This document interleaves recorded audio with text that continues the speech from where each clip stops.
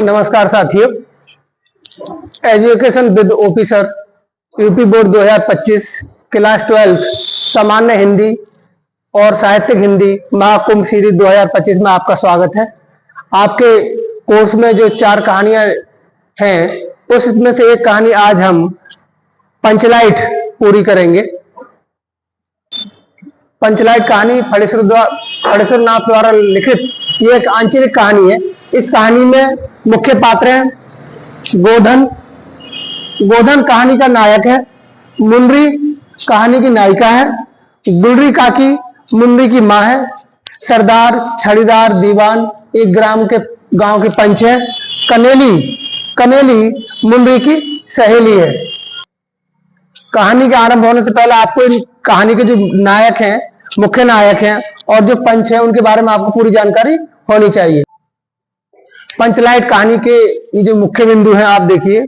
पंचलाइट कहानी में ये पंचलाइट जिसको गांव वाले पेट्रोमैक्स या पंचलाइट बोलते हैं, उसकी खरीदारी करने के लिए दीवान, छड़ीदार और सरदार जाते हैं। तो वो रास्ते में जब पंचलाइट खरीद कर ला रहे थे तो वो बोलते हैं कि जब हम ला रहे थे तो रास्ते में ये पंचलाइट सन सन बोलता था।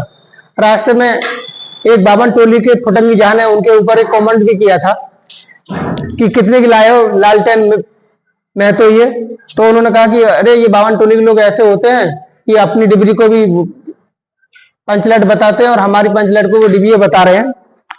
दूसरा, महतो टोली में उत्साह का वातावरण। पंचलाइट आया गांव में तो गांव के सब बच्चे, बुजुर्ग, गांव की महिलाएं उस पंचलाइट देखने के लिए आए कि जैसे समझो कि कोई बाबरे गांव में ऊँट आ गया हो, इस तरह से उनमें सब उत्साह था। बच्चे शोर मचा रहे थे, खूब शोर मचा रहे थे और वहां गाने बजाने का भी प्रबंध किया गया था कीर्तनियों द्वारा। पंचलाइट जलाने की समस्या। ले तो आए पंचलाइट, लेकिन जलाना कोई भी नहीं जानता था। अब जलाने की बड़ी समस्या थी तो बावन टोली के लोगों ने, फुटंगी जहां ने उनसे कहा कि पंचलाइट के सामने आप उठक बैठक लगाएंगे तो पंचलाइट ऑटोमेटिक अपने आप ही जल जाएगा। लेकिन ये महतो टोली के लिए बहुत बड़ी समस्या थी क्योंकि उस टोली में कोई भी जलाना नहीं जानता था। तभी जो गोधन की जो प्रेमिका थी,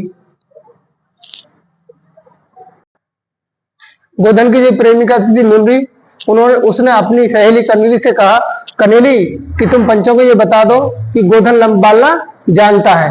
कनेली ने सरदार से बता दिया कि गोधन लंब बालना जानता है और फिर वो संशय में पड़ गया सरदार कि गोधन का तो हुक्का पानी बंद है, वो लंप कैसे जला नहीं आएगा। लेकिन फिर भी सरदार उसको बुलाने के लिए चला जाता है और वो सरदार से मना कर देता है कि मेरा तो हुक्का पानी बंद है, मैं तुम्हारा ये पंचलाइट जलाने नहीं आऊंगा।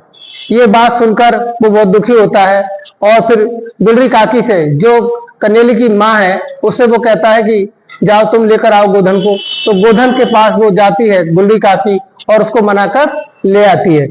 गोधन उसको वहां आने के बाद वो समस्या को दूर करने लगता है, लंप जलाने लगता है और लंप जलाने के समय एक समस्या और उत्पन्न हो जाती है कि वो स्पीड मांगता है। लेकिन सरदार और जो छड़ीदार है, दीवान है, वो स्पीड लेकर नहीं आए थे गांव में। तो उसने कहा कोई बात नहीं, मैं गरी का तेल है, मैं उससे लैंप आपकी जला दूंगा। और गरी के तेल से लैंप जलाता है और जलाने के कारण पूरे समाज में उसका उत्साह फैल जाता है। गरी का तेल होता है जैसे खाने में सरसों का तेल यूज होता है या कोई भी जो तेल का तेल यूज होता है उसको हम गरी का तेल बोलते हैं। समस्या ये थी कि लैंप जलने के बाद सब लोग खुश हो गए थे, लेकिन सभी पंचों ने फिर ये एक फैसला किया कि क्यों ना गोधन का हुक्का पानी खोल दिया जाए, उसको माफी दे दी जाए। क्योंकि गुलरी काकी ने पंचों से शिकायत करी थी कि ये गोधन मेरे घर के सामने मेरी बेटी को आंखें इशारे कर कर और सलीमा के गीत गाता है। तो इस चिढ़कर गांव वालों ने उसका हुक्का पानी बंद कर दिया था। तो फिर जब लंप उसने जला दिया, पंचलाइट उसने जला दिया, तो गांव वालों ने उसका हुक्का पानी खोल दिया और उससे कहा कि तुम खूब गाओ सलीमा के गीत। ये बात सुनकर